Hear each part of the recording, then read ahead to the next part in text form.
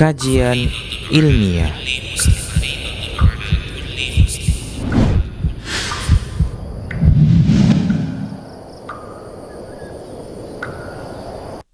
Baik, bismillah. Assalamualaikum warahmatullahi wabarakatuh. Assalamualaikum. Alhamdulillahirrabbilalamin. Wassalatu wassalamu ala rasulillah. Mabad, para pemirsa Rosyad TV, juga para pendengar Radio Stream Medan Mengaji, kita kembali di program kita, program live podcast Radio Stream Medan Mengaji. Dan senang sekali kita kembali di hari Senin di podcast spesial Kaula Muda. Dan kita masih membahas Kaula Muda yang ada di sekitar Nabi Muhammad SAW. Dan hari ini kita masuk ke sosok yang ke-9 sepertinya. 9 kurang lebih. Kurang lebih 9 ya. Ya.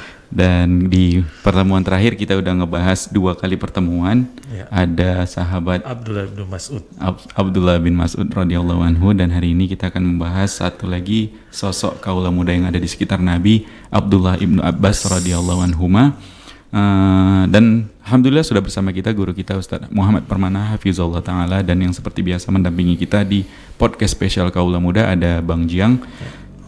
Insyaallah kita akan mencoba mendengarkan ya Bang. Ya. Sama-sama menyimak faedah atau kisah atau biografi sahabat Abdullah ibnu Abbas radhiyallahu anhuma. Bang Jiang ada kesan selama mengaji mungkin tentang Abdullah bin Abbas? Ya, ana jadi lebih sering mendengar lah. Iya kan, maksudnya kan, iya, riwayat iya, hadis gitu. Yang membicarakan Ustadz, ya kita yang mendengar. Oke, siap. Ya gitu. Baik, langsung Ustaz, Abdullah bin Abbas radhiyallahu anhu. Silakan Ustaz. Nah, Assalamualaikum warahmatullahi wabarakatuh. Waalaikumsalam warahmatullahi wabarakatuh. Alhamdulillah wa kafa, wassalatu wassalamu ala nabil mustafa wa alihi wa ashabihi wa man tabi'ahumul huda. Para pemirsa Rosyad TV yang dimuliakan oleh Allah, para pendengar radio streaming Medan Mengaji yang dimuliakan oleh Allah. Kali ini kita akan lanjutkan di antara pemuda yang ada di sekeliling Nabi SAW, yang ini menjadi rujukan kita dalam beragama, dan pantaslah mereka menjadi teladan bagi kita ya setelah Nabi kita SAW. Abdullah bin Abbas, di mana beliau pernah didoakan oleh Nabi SAW, dan ini cikal bakal di mana Abdullah bin Abbas ini menjadi lautan ilmu, ya, cendekiawannya umat ini. Diawali dengan doa Nabi SAW, Allahumma faqihu fid din wa 'allimhu ta'wil. Ya Allah, fahamkanlah dia pemahaman agama dan ajarkanlah dia tafsir. Ya. Berkaitan tentang Abdullah bin Abbas yang merupakan lautan ilmu, cendekiawannya umat ini, maka ada suatu ungkapan dari Amirul Mukminin Ali bin Abi Thalib radhiyallahu ta'ala an, berkisar tentang materi yang akan kita bahas ini, yang berkaitan tentang ilmu, ya, pentingnya, dan ini motivasi bagi kita semua, terkhusus para pemuda, ya, karena pentingnya, besarnya, agungnya ilmu ini. Amirul Mukminin Ali bin Abi Thalib radhiyallahu ta'ala an mengatakan kepada Kumail, camkanlah perkataanku ini. Manusia itu ada 3 golongan. Kata Ali bin Abi Thalib, orang alim yang mengajar dan mengamalkan ilmunya. Ya, orang alim yang mengajar dan mengamalkan ilmunya. Dan para ulama mengatakan yang seperti inilah yang dikatakan alim Rabbani, yang dia mengajarkan kemudian dia mengamalkan ilmunya. Orang yang kedua, orang alim yang terus belajar untuk meraih keselamatan. Posisi yang kedua, dia terus belajar. Ya, untuk apa? Untuk menyelamatkan dirinya. Tentunya yang lebih utama yang pertama tadi, yang dia mengajarkan sekaligus mengamalkan. Dan yang ketiga yaitu orang yang hina, yang selalu saja mengikuti pendapat orang lain, condong kemana saja angin bertiup. Mereka tidak berpedoman pada cahaya ilmu dan tidak bersandar pada pondasi yang kuat. Nah, jadi manusia itu ada 3 golongan. Ada yang dia seorang alim, dia mengajarkan ilmunya dan dia mengamalkannya, dan dia hanya ada yang sebatas mengajarkan, menuntut ilmu saja sampai dia faham. Dan ada orang yang ikut-ikutan atau taklid buta, kemana angin berhembus kesanalah dia akan terbang. Nah, demikian. Dan para ulama kita telah menjelaskan tentang keutamaan ilmu ini dibandingkan dengan harta. Ilmu, kita tahu bahwasanya ilmu itu yang menjaga pemiliknya. Tapi kalau harta, pemiliknya lah yang menjaga hartanya. Nah, ilmu kalau seandainya kita berikan dia bertambah, tapi kalau harta kita berikan dia berkurang. Nah, oleh karenanya sosok yang kita bahas kali ini adalah sosok yang memang agung dalam hal ilmu, dan kita hendaknya mesti belajar dari beliau ini, radhiyallahu ta'ala anhuma, Ibnu Abbas. Sehingga pada akhirnya kehinaan dia menuntut ilmu pada akhirnya menjadikan dia seorang yang agung, seorang yang mulia, dipandang oleh orang banyak. Dan bagaimana biografinya kita akan bahas. Abdullah ibn Abbas. Nah, beliau dilahirkan ya di Syi'bi, artinya tempat pengasingan, di mana Bani Hashim ini diboikot sebelum Nabi SAW hijrah ke kota Madinah. Dan yang mengalami boikot ini bukan hanya Bani Hashim saja, tapi diantaranya adalah istri Nabi SAW ikut dalam kondisi demikian yang pada akhirnya Allah takdirkan ya Ummahatul Mukminin ya Khadijah meninggal dunia ya setelah selesai dari pemboikotan itu. Nah, sebelum selesai dari pemboikotan itu, pengasingan itu, ya 3 tahun sebelum, lebih kurang 3 tahun sebelum Nabi SAW hijrah. Nah, sebelum berakhir masa pengasingan itu, ya Abdullah ibn Abbas dilahirkan. Ya Abdullah ibn Abbas dilahirkan. Nah, beliau ini ketika Rasulullah SAW wafat, ketika Rasulullah meninggal dunia, usianya baru 13 tahun. Tapi ilmunya, Masya Allah, Allah memberikan pemahaman terhadap agama dengan pemahaman yang dalam. Dan beliau menyertai Nabi SAW itu selama 30 bulan, ya, artinya 2 tahun setengah, ya, menyertai Nabi SAW ketika beliau berada di Madinah.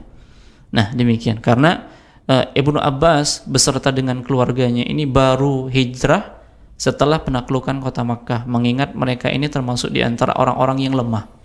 Karena di Makkah itu ada orang-orang yang lemah yang mereka tidak sanggup untuk meninggalkan tempat tinggal mereka, berhijrah ke negeri Madinah, dan mereka baru hijrah ketika penaklukan kota Makkah. Nah, demikian. Nabi SAW memberikan kabar gembira kepada ibunya Ibnu Abbas. Siapa, Bang? Ibunya Ibnu Abbas. Ummu Abbas. Iya. Iya, Ummu Abbas. Nah, Ummu Fadal namanya. Ya, Ummu Fadal ini ibu dari Ibnu Abbas. Ya, sementara bapaknya adalah Abbas bin Abdul Muttalib. Nah, dan termasuk di antara pamannya Nabi SAW. Nah, ketika Nabi SAW berada di Hijr Ismail, kemudian Ummu Fadal lewat, lalu dipanggil oleh Nabi SAW, wahai Ummu Fadal. Ya, kemudian Ummu Fadal pun menyahut, ya wahai Rasulullah, saya mendengar ya panggilanmu wahai Rasulullah. Beliau mengatakan, saat ini kamu sedang mengandung bayi laki-laki. Ya, saat ini kamu sedang mengandung bayi laki-laki. Kemudian Ummu Fadl mengatakan, bagaimana mungkin?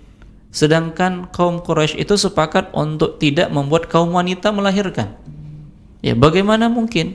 Ya, Nabi SAW memberikan kabar gembira kepada Ummu Fadl bahwasanya dia sedang hamil. Ya, dan kehamilannya itu ternyata anak laki-laki.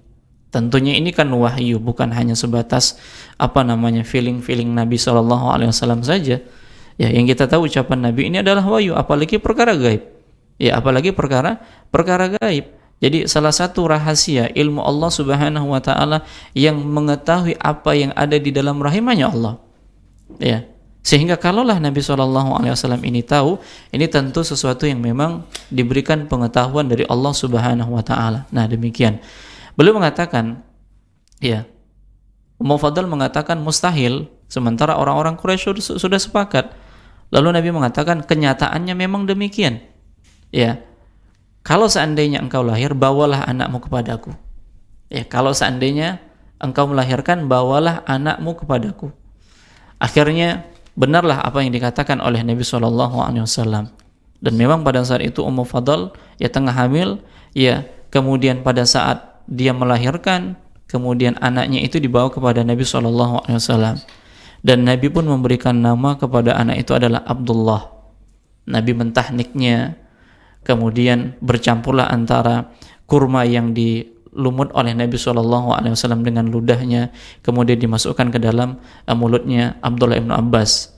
Bawalah kembali, kelak kamu akan mendapatinya, dia termasuk ke dalam orang yang cerdas.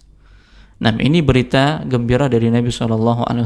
Nah, Ummu Fadl pun menceritakan ini kepada Abbas, pamannya, ya paman Rasulullah SAW. Dan Abbas pun tersenyum dengan berita itu, ya telah disampaikan kepada Nabi SAW. Dan akhirnya pamannya pun mendatangi Nabi SAW.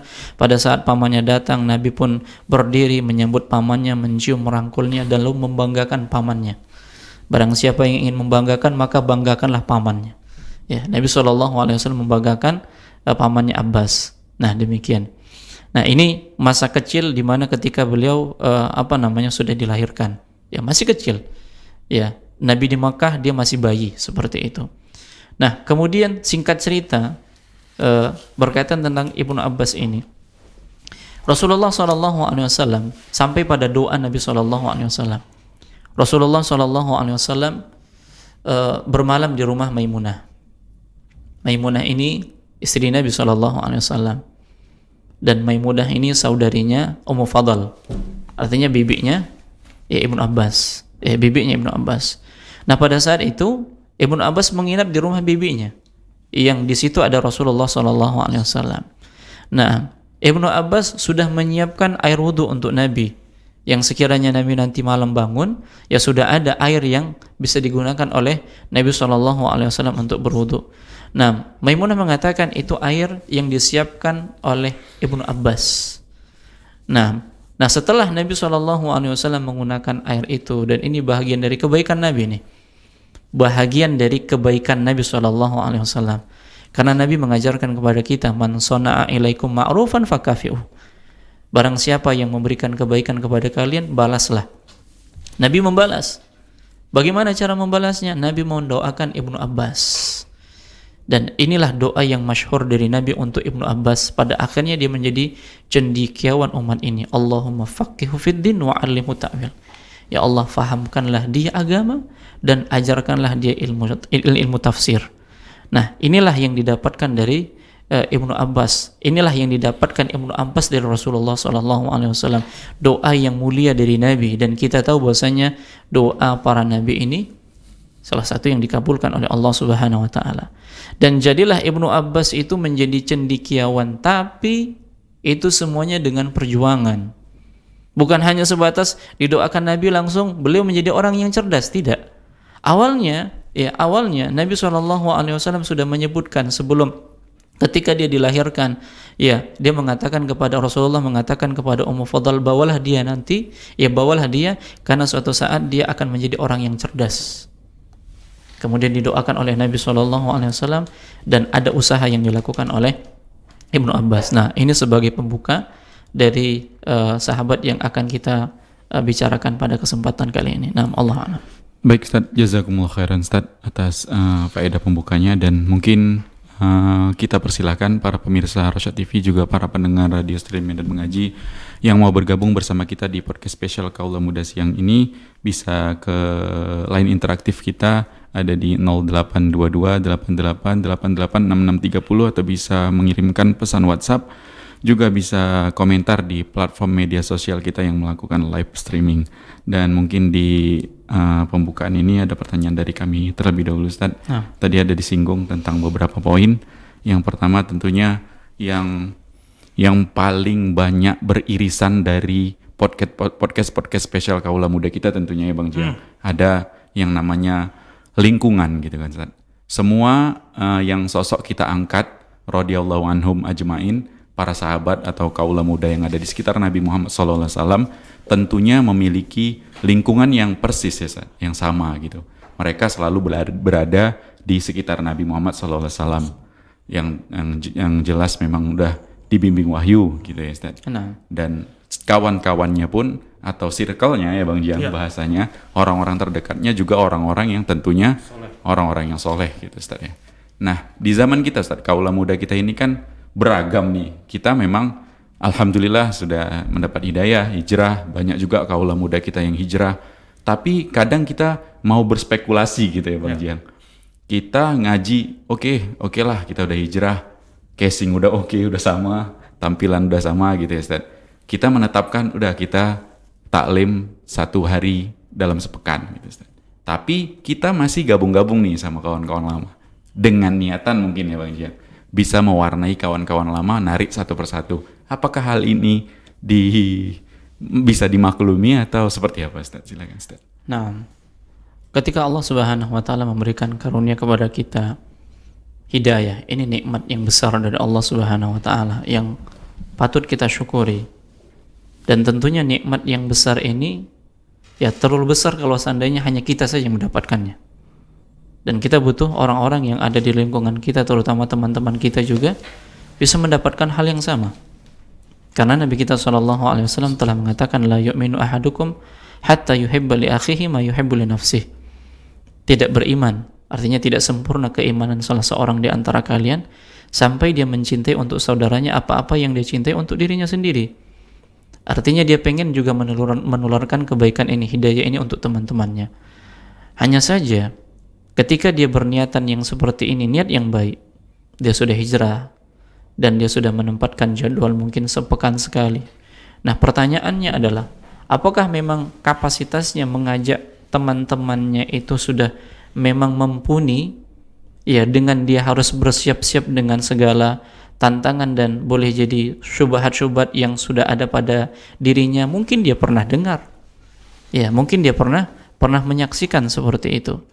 Nah tentunya seorang itu melihat kemampuan dirinya. Kalaulah memang dia mampu mengajak dengan kapasitas yang ada, yang dia sudah belajar misalnya, silahkan, itu baik.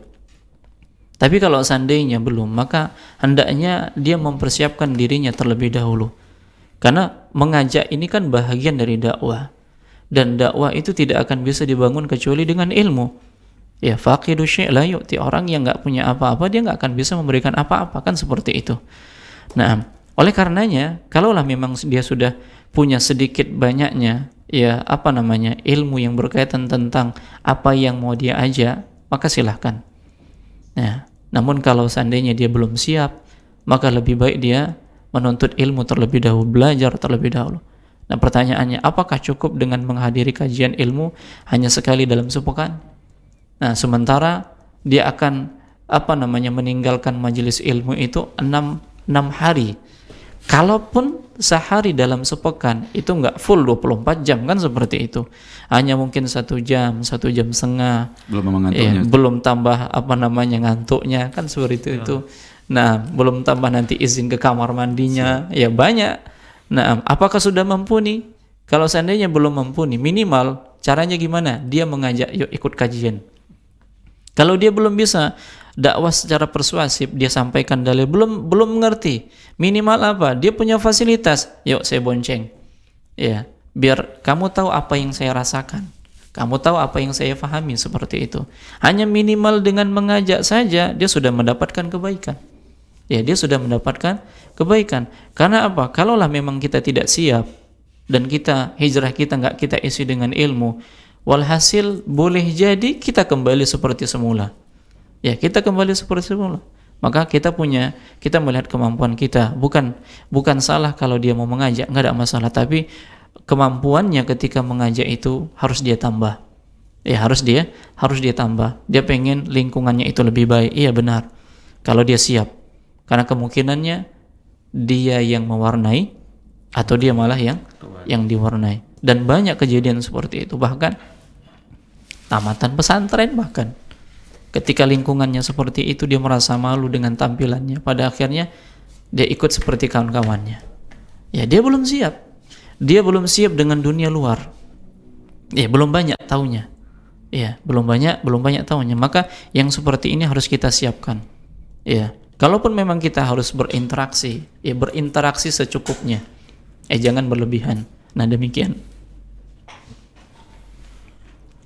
Baik Ustaz, Jazakumullah khairan Ustaz. Dan kita bacakan pertanyaan yang sudah masuk Ustaz. Nah, Bismillah, Assalamualaikum Ustaz. salam. Semoga Ustadz, keluarga, guru-guru Ustadz, kita semua dan seluruh kaum muslimin dimanapun berada selalu dalam ampunan, taufik dan perlindungan Allah Subhanahu Wa Taala. Izin bertanya Ustadz, ada seorang akhwat yang dihadapkan pada dua kondisi yang berbeda. Sebelumnya akhwat ini tinggal merantau untuk bekerja dan belum menikah. Ia dihadapkan untuk bisa kajian offline atau online.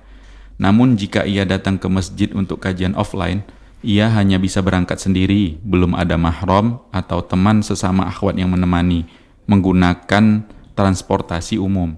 Namun di samping itu ia pun bisa tetap mengikuti kajian itu melalui online di waktu yang sama saat kajian dilaksanakan. Ustadz, mana sebaiknya akhwat ini pilih untuk datang ke kajian? Apakah datang langsung ke masjid dengan berangkat sendirian ataukah mengikuti secara online saja Ustadz? Jazakumullah khairan, barakallahu fikum Ustadz atas jawabannya. Silakan Ustadz. Nah, muwafiq barakallah. Walladzina jahadu fina lanahdiyannahum subulana. Orang yang bersungguh-sungguh di dalam mencari keridhaan kami akan kami tunjukkan jalan-jalan kami.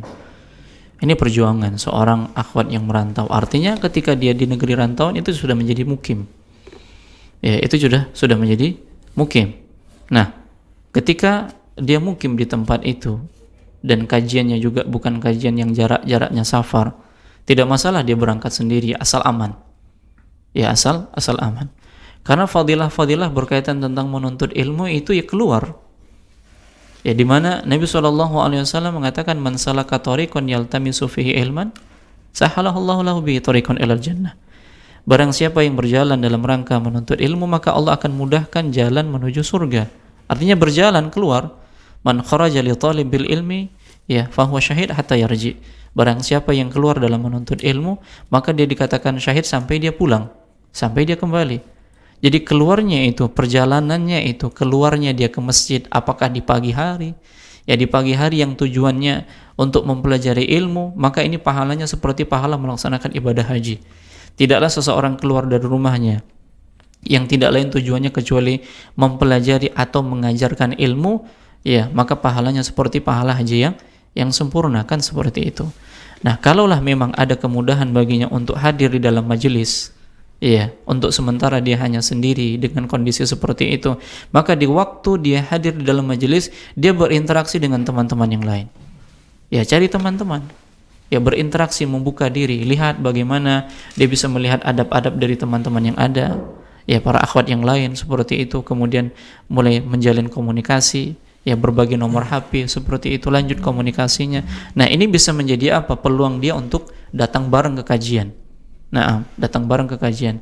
Nah, kalaupun memang dalam kondisi yang sulit dan mempelajari ilmu itu dengan banyak cara. Nah, sekarang kan banyak dengan cara online. Ya, dia bisa dengan cara online. Nah, untuk sementara nggak ada masalah.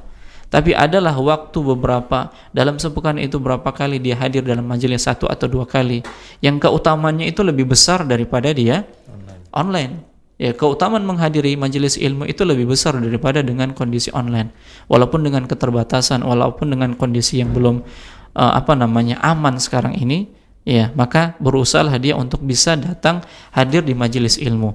Karena fadilah hadir di dalam majelis ilmu, ya, menetap di masjid, mempelajari agama, ini jauh lebih besar daripada dia mempelajari ilmu dengan cara online. Nah, ala kulli hal, teruslah meminta kepada Allah agar Allah memberikan kemudahan dalam menuntut ilmu syar'i. Semoga Allah memberikan kemudahan kepada kita semua. Amin. Mau tahu cepat dapat mahram. Iya, siapa tahu nanti bisa nikahi juga, dapat jodoh kalau memang belum nikah. Iya. Situ. Siap. Bang Jiang ada pertanyaan, udah mendekatkan mic soalnya. Iya, Ana mau nanya Ustaz, soal tadi Ustaz, tadi Ustaz.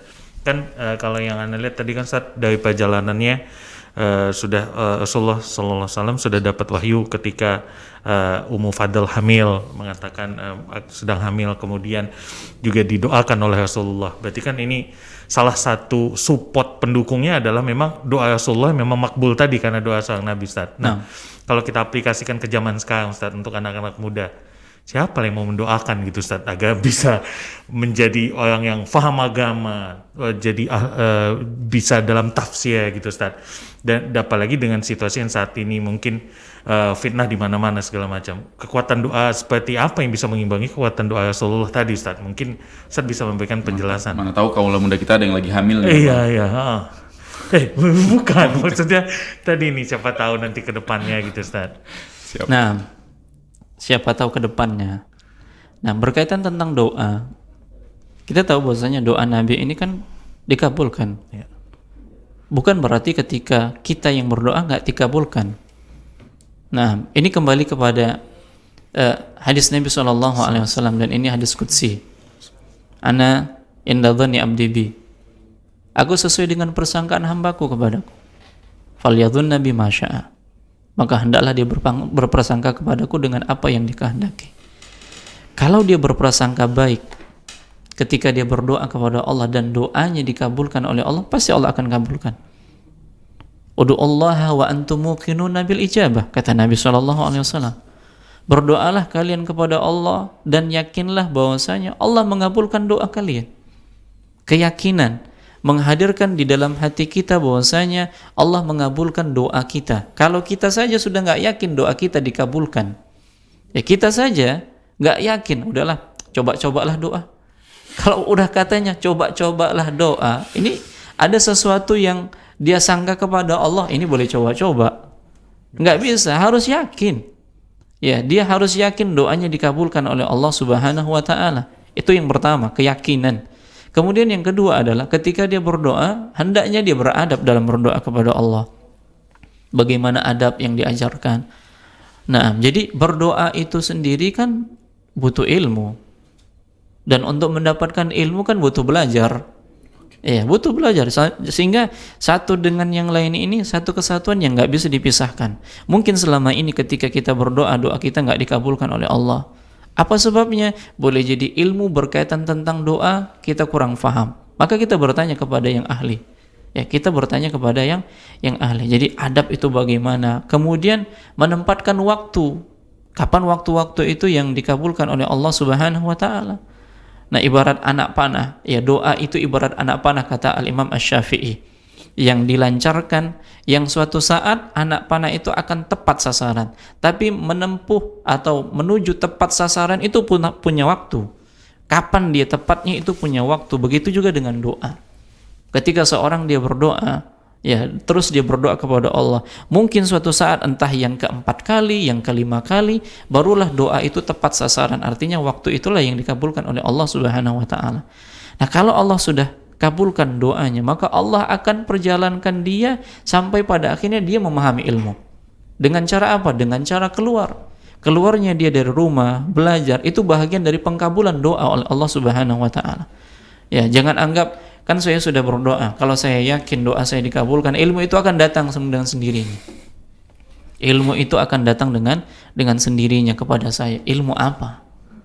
Ya, ilmu apa yang datang dengan sendirinya? Sementara Imam Malik mengatakan al ilmu yu'ta wa la ya'ti. Ilmu itu didatangi dan ilmu itu tidak datang. Ketika kita tidak mau keluar berjalan menuntut ilmu, bagaimana mungkin ilmu itu akan sampai? Maka nanti akan ada pembahasan bagaimana kesungguhan Ibnu Abbas, dan ini menjadi cerminan bagi kita. Apakah kita sudah sama mengikuti yang dilakukan oleh Ibnu Abbas dalam menuntut ilmu? Nah, seperti itu dia. Jadi kita berdoa, ya. Boleh juga kita minta didoakan oleh orang yang kita anggap lebih alim dari kita. Ya, minta didoakan. Tentunya kepada orang yang masih hidup ini. Ya, kepada orang yang masih hidup dan kita yakin bahwasanya dia itu lebih soleh dari kita. Nah, demikian. Allah a'lam. Baik, Bang Jiang, ada tambahan? Enggak, Masya Allah, jawaban Ustaz sungguh menenangkan. Masya Allah. Ustaz, sebelum melanjutkan Ustaz, mungkin ini berkaitan dengan yang akan dilanjutkan mungkin ya Ustaz. Ada tadi disinggung tentang Abdullah ibnu Abbas radhiyallahu anhuma bermalam di rumah tantenya gitu ya, ibunya, yang juga itu istri Nabi kita Muhammad SAW.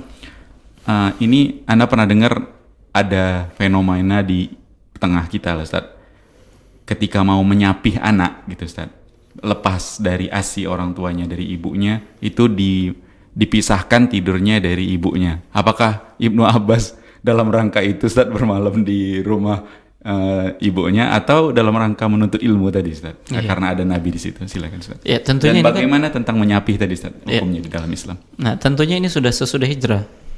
Ini terjadi sesudah hijrah, karena kan ketika Rasulullah hijrah ke Madinah, Ibnu Abbas itu masih kecil. Ya, masih kecil. Nah, dan ini terjadi ketika sudah hijrah, di mana Nabi SAW menikah dengan Maimunah, kan seperti itu. Lalu bagaimana berkaitan tentang menyapih? Ya, apakah dipisahkan tempat tidurnya? Tidak mesti. Karena di usia anak maksimal itu kan usianya 2 tahun. Walaupun di usia itu masih dibolehkan, nggak ada masalah. Ya, maksimal usia itu kan 2 tahun. Seorang anak itu menyusui dan dia mendapatkan hak dari orang tuanya itu selama 2 tahun. Lebih dari itu nggak ada masalah dan itu tidak wajib. Ya, dan itu tidak wajib. Dan di masa itu, ya tentunya anak 2 tahun yang kita tahu anak-anak kita ketika masih tidur itu kan masih merengek. Kalau seandainya dipisahkan, orang tuanya juga yang sibuk. Ya, pindah sana, pindah sini, seperti itu. Nah, tinggal bagaimana disiasati saja. Ya, bagaimana disiasati sehingga si anak ini memang benar-benar bisa disapih. Ya, dikasih makanan tambahan tentunya, kan seperti itu. Untuk apa? Untuk bisa disapih. Jadi tidak mesti tempat tidurnya dipisahkan dari orang tua, karena memang dalam kondisi masih balita. Nah, demikian. Baik Ustaz. Berarti bukan dalam rangka menuntut ilmu juga Ustaz, bermalamnya di rumah Nabi SAW. Nah, apakah dalam rangka menuntut ilmu? Jawabannya bahagian dari menuntut ilmu. Karena Ibnu Abbas ini senantiasa mendampingi Nabi SAW, berusaha untuk mendampingi Nabi SAW, berusaha untuk mengejar kemuliaan-kemuliaan dari Nabi SAW.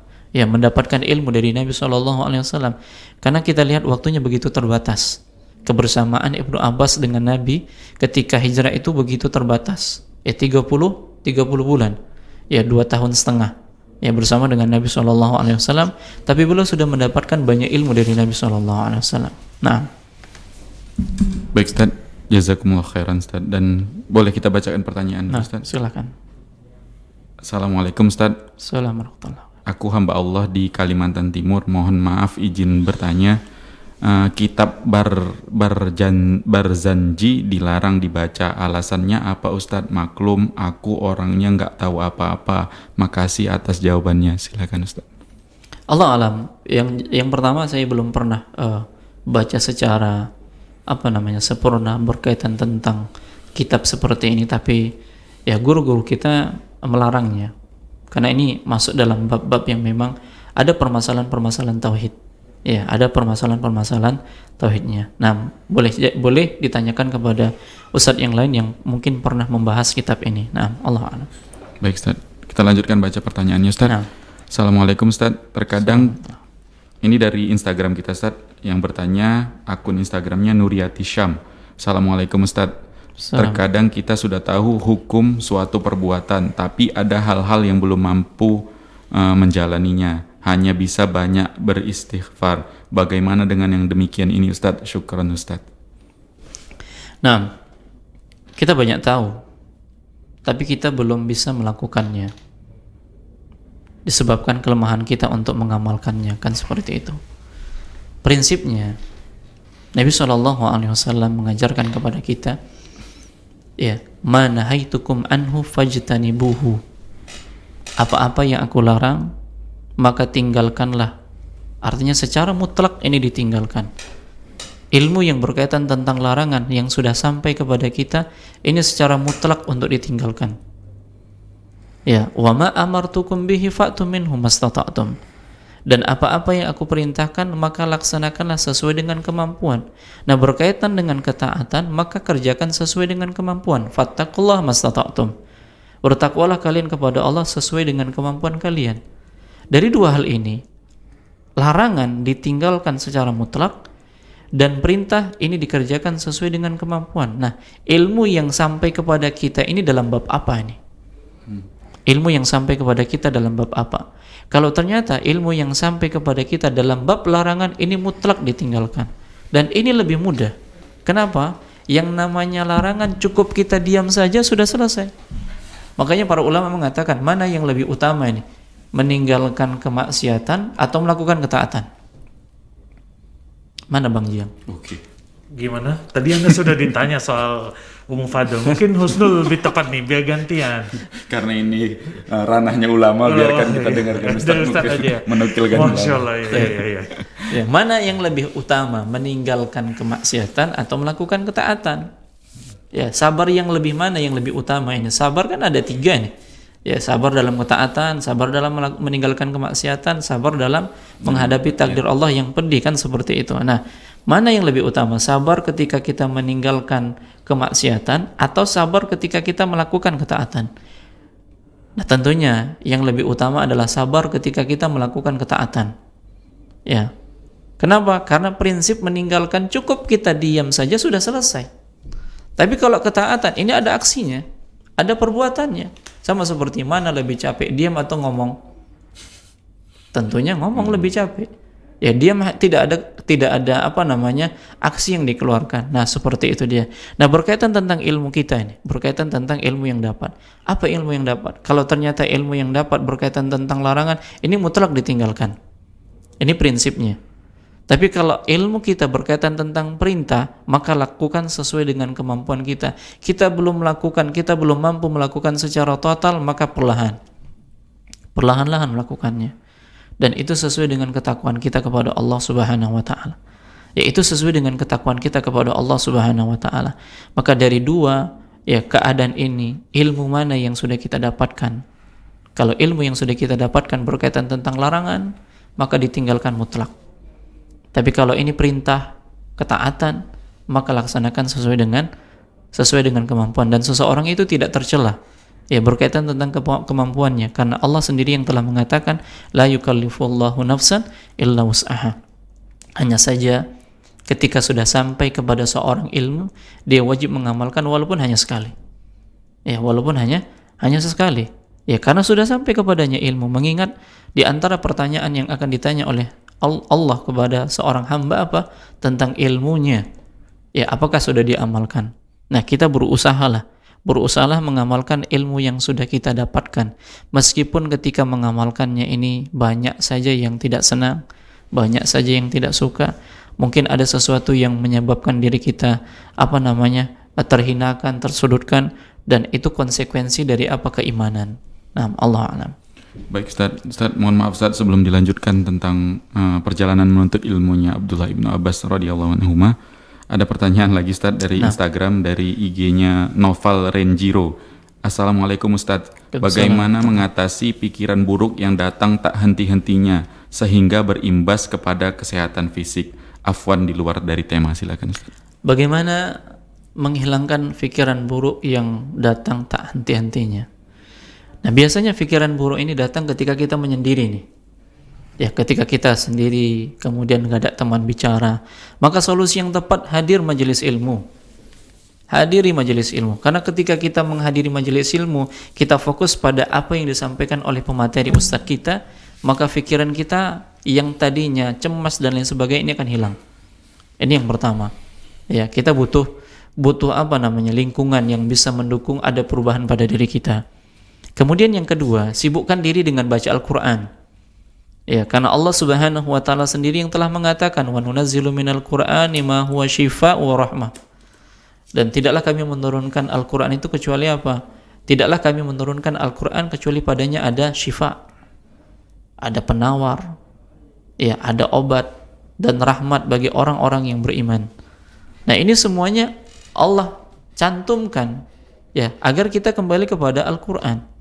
Ya, agar kita kembali kepada agama kita.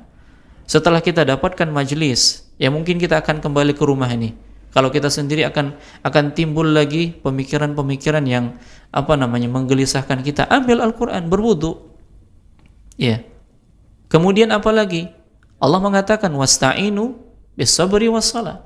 Minta tolonglah kepada Allah Subhanahu wa taala dengan sabar dan salat. Perbanyak salat sunnah. Ya, perbanyak salat sunnah. Jangan kita biarkan diri kita sendiri tanpa melakukan aktivitas yang positif. Ketika kita sendiri tanpa melakukan aktivitas yang positif, itulah yang bakal masuk pemikiran-pemikiran yang menggelisahkan. Nah, sibukkan diri buat aktivitas yang positif. Kalau tidak dalam perkara-perkara agama, perkara dunia yang mubah, olahraga silahkan. Ya, silahkan olahraga. Ya, dengan banyak cabangnya kan seperti itu. Condongnya kita kemana? Yang mau main bola. Jangan semua jangan jadi semua. atlet pon pula. Nah, itu dia. Jadi silahkan diambil yang memang itu bisa menghilangkan pikiran-pikiran kita yang galau. Nah, demikian. Baik Ustaz, jazakumullah khairan Ustaz. Dan satu lagi Ustaz, sebelum dilanjutkan Ustaz, ada pertanyaan yang masuk dan ini termasuk pendengar yang rutin bertanya juga. Assalamualaikum warahmatullahi wabarakatuh. Ustaz, apa yang dimaksud dengan ajaran tasawuf? Silakan Ustaz. Nah, ini pembahasan khusus sebenarnya. Ya, pembahasan khusus, tidak masuk pada tema. Nah, kira-kira ada kajian yang berkaitan tentang ini majelis? Di hari apa? Lebih tepatnya gitu. Kalau akidah. Tauhawiyah masuk. Bisa. Ada nanti malam Ustaz. Ya, di dalam akidah, mungkin akidah tauhawiyah, ya tepat itu pembahasannya dan nanti bisa dijelaskan dengan panjang lebar permasalahan ini karena ini permasalahan manhaj. Ya, cara beragama kita benar atau tidak. Nah, intinya inilah cara beragama di antara cara yang memang tidak benar, tidak tepat, tidak sesuai dengan manhajnya para sahabat. Ya, tidak sesuai dengan manhajnya para tabi'in dan tabi'ut tabi'in. Nah, tidak ada salafnya. Ya, tidak ada salafnya. Nah, kalau kita ingin melihat apa yang kita fahami ini benar, maka lihat salafnya ada tidak? Ada tidak para sahabat yang mengajarkan demikian? Nah, kalau ternyata mata rantainya di antara para sahabat ini, yang murid terbaik Nabi SAW, gak ada yang mengajarkan demikian, maka ini mata rantai yang terputus. Ya, lebih baik kita tinggalkan. Begitu juga, tidak juga di masa tabi'in, tidak juga di masa tabi'ut tabi'in. Padahal 3 generasi inilah yang dijamin oleh Nabi SAW. Khairun nas qarni, thumma alladhina yalunahum, thumma alladhina yalunahum. Sebaik-baik manusia itu zamanku para sahabat. Kemudian tabi'in, kemudian tabi'ut tabi'in. Dan kita tidak melihat ada generasi-generasi terbaik yang memiliki pemahaman seperti ini. Ya, dari 3 generasi ini, ya, ada di antara mereka yang memiliki pemahaman seperti itu. Nah, insya Allah lebih lanjutnya nanti akan ada pembahasan akidah tauhawiyah insya Allah. Baik, Ustaz, jazakumullah khairan. Dan mungkin di Clubhouse Oase ada Bang pembahasan akidah di hari apa? Hari Rabu. Ya. Rabu sama Ustaz Deddy Swanto. Ustaz Deddy Swanto bisa gabung ke Clubhouse di hari Rabu malam Kamis berarti ya Bang? Hari Rabu malam Kamis. 20.30. Silahkan di-download aplikasinya dan diikuti kajiannya di Clubhouse-nya Oase. Dan Ustaz, kita lanjutkan Ustaz. Gimana tadi Ustaz kelanjutan tentang Abdullah ibnu Abbas radhiyallahu anhu dalam menuntut ilmu, silakan Ustaz. Nah, para pemirsa yang dimuliakan oleh Allah, Nabi SAW adalah sosok guru yang sangat menginspirasi bagi Abdullah ibnu Abbas. Ya, yang tidak ada guru terbaik kecuali Nabi SAW. Namun demikian, ketika Rasulullah SAW meninggal dunia, beliau tetap berguru dengan para sahabat yang masih ada. Di antara bentuk kemuliaan yang ini bahagian dari adabnya Abdullah ibnu Abbas kepada Nabi SAW, di mana Ibnu Abbas sendiri yang mengungkapkan, ya, beliau sendiri yang mengatakan. Beliau mengatakan, aku mendatangi Rasulullah SAW pada akhir malam, lalu sholat berada di belakang beliau. Beliau meraih tanganku sehingga menempatkanku sejajar dengan beliau. Ini fikih, berkaitan tentang fikih. Ya, dimana kalau seandainya orang sholat itu 2 orang, ya, imam dan makmum sejajar. Dan ini yang dilakukan oleh Rasulullah kepada Ibnu Abbas. Ya, tadinya punya jarak. Ya, tadinya punya jarak. Kemudian setaralah. Pada saat Rasulullah kembali pada sholatnya, aku mundur. Maka Rasulullah pun melanjutkan sholatnya. Selesai sholat, Nabi SAW bertanya kepadaku, aku telah menempatkanmu sejajar denganku, lantas mengapa engkau mundur? Maka Abdullah bin Abbas mengatakan, wahai Rasulullah, pantaskah seseorang sholat sejajar denganmu? Padahal engkau adalah Rasulullah yang diberikan anugerah. Nah, jadi Abdullah ibnu Abbas ini merasa apa? Harus beradab dengan Nabi SAW. Tapi Nabi di sini mengajarkan adab nih. Adab bagaimana sholat kalau berjamaah 2 orang, ya, imam dan makmum. Tapi Ibnu Abbas berpendapat yang lain, artinya beliau ingin memuliakan Nabi SAW. Bab pemuliaan di sini. Ya, bab pemuliaan. Nah, ketika Nabi mendengarkan ucapan Ibnu Abbas, karena Ibnu Abbas memuliakan Nabi, bagaimana mungkin ya aku sejajar dengan seorang Rasul yang telah dianugerahkan oleh Allah Subhanahu wa taala. Nabi kagum dengan ucapannya, tingginya adab ya Abdullah Ibnu Abbas kepada Nabi SAW. Nah, dan tentunya ucapan dari Ibnu Abbas, perlakuan Ibnu Abbas kepada Nabi SAW ini bukan tanpa sebab. Pasti ada sebabnya. Sebabnya apa? Sebabnya Ibnu Abbas benar-benar melihat keteladanan pada diri Nabi SAW, kemuliaan pada diri Nabi SAW, sehingga beliau mengambil pendapat seperti itu, sikap seperti itu, ingin memuliakan Nabi SAW.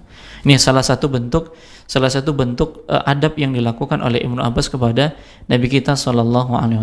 Nah, kemudian di usia-usia yang masih belasan, ya di usia-usia yang masih belasan bersama dengan Nabi SAW,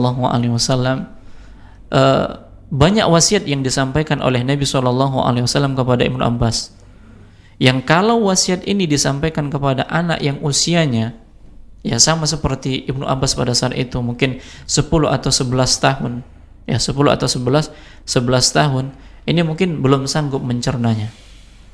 Tapi begitulah kecerdasan yang Allah berikan kepada Ibnu Abbas, anugerah kecerdasan yang diberikan oleh Allah kepada Ibnu Abbas.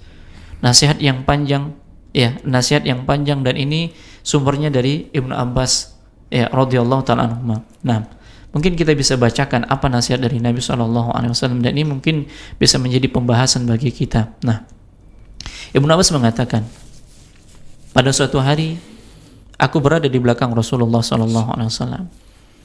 Lalu beliau bersabda, wahai anakku, aku akan mengajarkan kamu beberapa kalimat. Ihfadhillaha yahfadka. Jagalah Allah, niscaya Allah akan menjagamu. Ihfadhillaha tajidhu tujahaka. Jagalah Allah, niscaya engkau akan mendapatinya di hadapanmu. Idza sa'alta fas'alillah wa idza sta'anta fasta'in billah. Jika kamu meminta, maka mintalah kepada Allah. Dan jika engkau meminta pertolongan, maka mintalah pertolongan kepada Allah Subhanahu wa taala. Ketahuilah, seandainya umat ini bersatu guna memberikan manfaat kepadamu, niscaya mereka tidak akan mampu memberikan manfaat kepadamu kecuali sesuatu yang memang sudah Allah tetapkan untukmu. Dan kalau seandainya mereka berkumpul untuk mendatangkan kemudaratan untukmu, maka niscaya mereka tidak akan bisa mendatangkan kemudaratan itu kecuali sesuatu yang memang telah ditetapkan Allah atasmu. Pena telah diangkat dan catatan telah kering. Nah, ini berkaitan apa? Ini tauhid. Ya, ini berkaitan tentang ketauhidan. Disampaikan kepada anak kecil. Ya, disampaikan kepada anak kecil yang boleh jadi kalau kita sampaikan kepada anak-anak yang usianya seperti Ibnu Abbas sekarang ini, mereka nggak akan paham. Tapi memang seperti itu, harus disampaikan kalimat-kalimat tauhid, pengagungan terhadap Allah, ya berbicara tentang takdir. Ini tidak ada masalah disampaikan. Dan lambat laun apa yang disampaikan itu dia akan fahami, dia akan cerna. Sama seperti mengajarkan kepada anak-anak kita kalimat tauhid, la ilaha illallah. Dia belum faham tuh apa la ilaha illallah. Tapi orang banyak mengucapkan. Ya, namun lama kelamaan seiring bertambahnya usia, Allah menambahkan ilmu kepadanya, maka lambat laun dia akan faham apa maksud dari la ilaha illallah. Nah, begitu juga dengan Ibnu Abbas yang diberikan kecerdasan oleh Allah, disampaikan nasihat-nasihat yang berharga dari Nabi SAW. Nah, tentunya ini nasihat yang sangat berharga yang Nabi berikan kepada ya Abdullah Ibnu Abbas. Nah, demikian, Allah a'lam. Masya Allah. Ustaz, sebenarnya banyak yang mau digali Ustaz dari yang terakhir ini, tapi qadarullah gak terasa waktunya ya, Masya Allah. Waktu udah gak memungkinkan Ustaz. Tapi mungkin bisa satu ya Ustaz. Pertanyaan? Bisa satu pertanyaan Ustaz. Silakan. Dari kita aja Ustaz. Maksudnya tadi dari nasihat Nabi SAW ke Ibnu Abbas radhiyallahu anhu tentang jaga Allah, ini menjaga Allah yang dimaksud seperti apa Ustaz? Kalau orang awam mungkin berpikiran kayak kita, kenapa Allah harus dijaga lagi gitu ya Ustaz? Silakan Ustaz. Sama seperti menjaga bola kan seperti itu.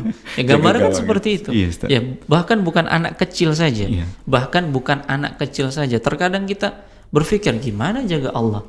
Ya. Sedangkan ini wasiat berharga dari Nabi, wasiat berharga. Ihfadhillaha yahfadka. Ya, para ulama menjelaskan di antaranya Syekh Muhammad bin Shalih Al-Utsaimin, maksud dari menjaga Allah adalah menjaga syariatnya. Jagalah syariatnya. Jagalah batasan-batasannya. Niscaya Allah akan menjaga kita. Ya, niscaya Allah Subhanahu wa taala akan menjaga kita. Jadi menjaga Allah itu adalah menjaga syariat-syariat Allah. Menjaga halal haramnya. Ya, menjaga apa-apa yang memang Allah Subhanahu wa taala perintahkan dan larang. Nah, ini yang dijaga, niscaya Allah Subhanahu wa taala akan menjaga kita. Dan kita butuh penjagaan dari Allah Subhanahu wa taala. Al-jaza' min jinsil amal. Balasan itu sesuai dengan amal perbuatannya. Sebagaimana kita menjaga Allah, yaitu dengan menjaga syariat-syariatnya, Allah juga akan menjaga kita. Lalu bagaimana mungkin Allah menjaga kita sementara kita tidak menjaga syariat Allah Subhanahu wa taala? Ini sedikit poin ya. Ya, sedikit poin berkaitan tentang hadis ini. Walaupun hadis ini panjang dan banyak faedah yang bisa diambil dari hadis ini, tapi qadarullah waktu juga yang membatasi kita, dan insya Allah untuk pembahasan Ibnu Abbas ini mungkin lebih dari 2 sepertinya. Enggak apa-apa. Karena memang panjang pembahasannya dan memang butuh pengulasan yang lebih dalam. Di samping memang kisah-kisahnya sangat menakjubkan bagi diri kita, memotivasi bagi kita untuk gimana bisa kita terus belajar agama. Nah, demikian. Insyaallah. Baik Ustaz, jazakumullah khairan Ustaz penjelasan bimbingan dan arahnya, dan para pemirsa Rasyad TV dan juga para pendengar radio streaming dan mengaji, mungkin kita cukupkan dulu pertemuan kita hari ini di podcast spesial Kaula Muda kali ini. Tapi seperti biasa kita mohon dari Ustaz ada nasihat buat kami di sini, juga buat para pemirsa, juga para pendengar kita. Silakan Ustaz. Nah, faedah yang bisa kita ambil, Nabi adalah sosok orang tua bagi Ibnu Abbas di waktu kecil. Dan kita, ketika kita punya anak, diberikan karunia oleh Allah anak, maka perbanyaklah doa untuk anak-anak kita. Doa kebaikan untuk anak-anak kita. Nah, bagi yang belum diberikan karunia oleh Allah anak, teruslah berdoa kepada Allah, berharap. Karena ini merupakan saham bagi orang tuanya. Ketika dia mendapatkan anak yang soleh dan soleha, ini merupakan qurrata a'yun, ya, penyejuk pandangan matanya, ya. Dan ini merupakan perhiasan yang Allah Subhanahu wa taala berikan kepada orang tua, sekaligus anak itu diberikan kesolehan oleh Allah Subhanahu wa taala. Perbanyaklah berdoa untuk anak-anak kita, ya, untuk anak-anak kita, agar anak-anak kita menjadi anak-anak yang soleh dan soleha, kemudian faham agama, dan saham yang bisa kita harapkan ketika kita sudah meninggal dunia. Nah, Allah a'lam.